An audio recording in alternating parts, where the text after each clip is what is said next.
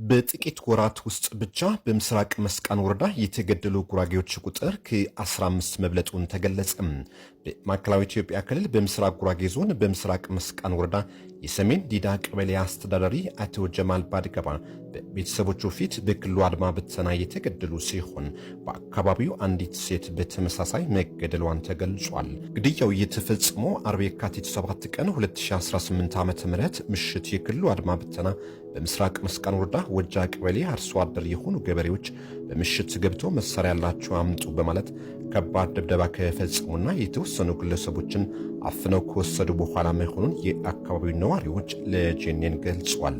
ህዝቡ በተደጋጋሚ ለክልሉና ለፌዴራል መንግስት በአካባቢው የሚገኘው አድማ ብተና እንዲወጣና መከላከያ ሰራዊት ሊገባ ቢጠይቁም ሰሚ አላገኙም። በንጹሃን ላይ የሚፈጸሙ ጥቃቶችን እንዲያስቆምና የአካባቢውን ህዝብ በህይወት የመኖር ተፈጥሯዊ መብት እንዲያስከብር ከህዝቡ በተሰበሰበ ግብር ደሞዝ እየተከፈለው ወደ አካባቢ የገባው የክልሉ አድማ ብተና በህዝቡና በመንግስት የጣለበትን ኃላፊነት ወደ ጎን በመተው ከማረቆ ወረዳም ታጣቂዎች ጋር በመሳጠር አንዳንዴ ለታጣቂዎቹ መንገድ በመጥረግ ንጹሃን በማስገደል አንዳንዴ ደግሞ ራሱ አድማ ብተናው በቀጥታ ንጹሃን በመግደል የአካባቢው ነዋሪ ላይ ወንጀል በመፈጸም ላይ ይገኛል ተብሏል።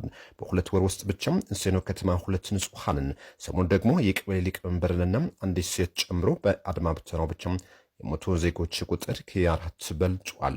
የክልሉ መንግስት በአካባቢው ለዓመታት የሚስተዋለው ችግር ለመፍታት የጥናት ቡድን አዋቅሮ የጥያቄዎችን እውነትነት በማጣራት ህገ መንግስታዊ ምላሽ ለመስጠት የተንቀሳቀሰ መሆኑ በሚገለጽበት ወቅት ነው ከማረቆ ወረዳ የሚነሱ ታጣቂዎችና ከታጣቂዎቹ ጋር ቀጥተኛ ግንኙነት ያለው የክልሉ አድማ ብተና ጊዜ እየጠበቀ ንጹሃን በመግደል በክልሉ የፖለቲካ አመራሮች ላይ ጫና በማሳደር የወሰን ጥያቄዎችን ከህገ መንግስቱ ውጪ በሆነ መልኩ በፖለቲካ ውሳኔ ተገቢ ያልሆነ ውሳኔ እንዲወሰን ለማድረግ መጣል ላይ መሆናቸውን ምንጮች አስረድቷል።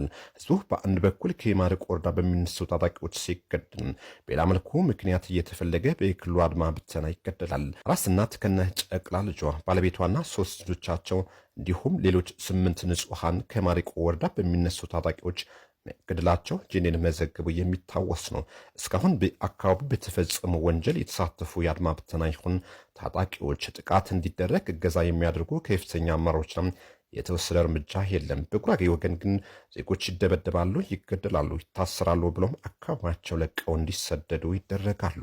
የሰሞኑ ጥቃት ለየት የሚያደርገው መንግስት ደሞዝ የሚከፍለው የመንግስት የጸጥታ ኃይል የመንግስት አመራር በቤተሰቦቹ ፊት መግደሉ ነው። ይህም በጉራጌ ህዝብ ላይ እየተፈጸመ ያለው ጥቃት ምን ያክል ወደ ከፋ ደረጃ መድረሱን የሚያሳይ ነው። ግድያ በፈጸሙት አድማ ብተናዎች ላይ የተወሰደ ምንም አይነት እርምጃ እንደሌለም የተገለጸ ሲሆን በአካባቢው የተሰማራው አድማ ብተና የተደራጀበት መንገድ ጥያቄ የሚፈጥርና የክልሉ ህዝብ የሚገልጽ አይደለም ተብሏል።